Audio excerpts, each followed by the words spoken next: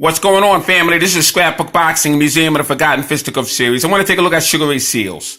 He was born September 4th, 1952 in St. Croix, Virgin Islands. He was a southpaw that stood 6 foot and had a 72-inch reach.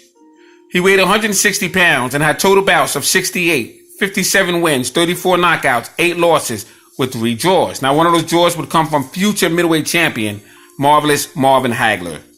Ray Seales' family moved to Tacoma, Washington back in 1962.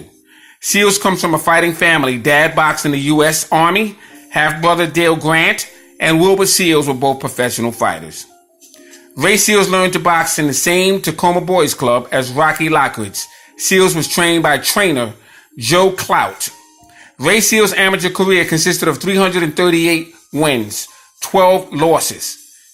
He was the only Olympic medalist in the 1972 games in a 139-pound weight class. He was a gold medalist. In 1971, he would win a national AAU junior welterweight championship. 1972, he would win a national Golden Gloves 139-pound championship. Outstanding career was Sugar Ray Seales. As a professional, Ray Seales would become the USBA December 2nd, 1977 middleweight champion. And on May 25th, 1976, he would become the NABF middleweight champion.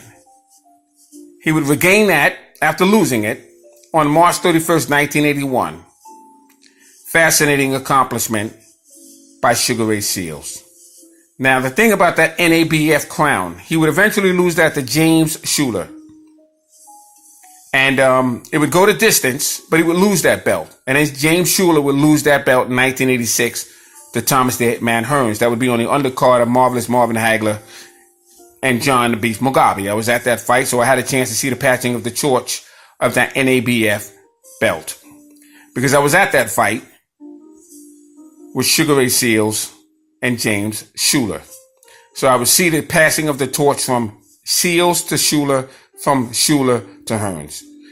Fascinating nights of boxing in my life. Now, in the 1970s and 1980s, he would lose a very important match on July 1974 to Marvelous Marvin Hagler.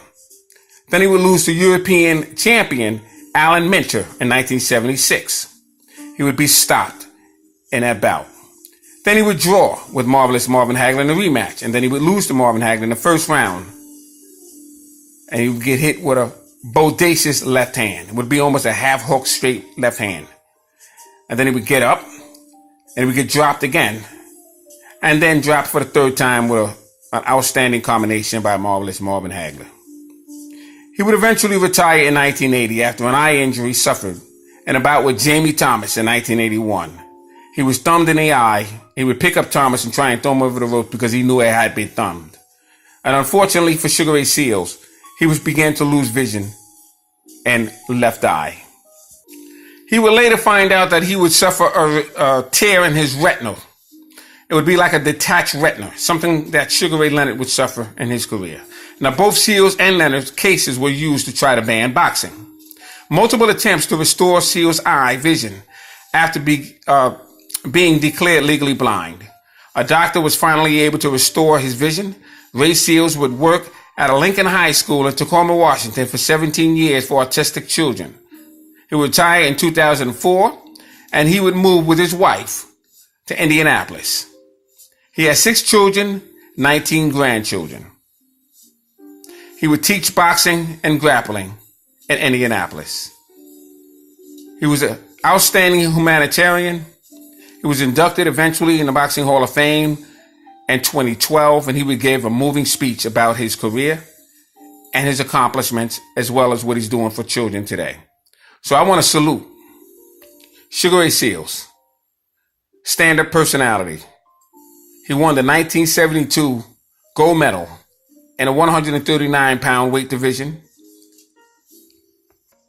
representing Tacoma, Washington, and the United States. Fascinating achievement. So I'm going to enter him in my Museum of the Forgotten Fisticuffs series. Salute to Sugar Ray Seales. Salute to my subscribers. Great fighter. We should never forget.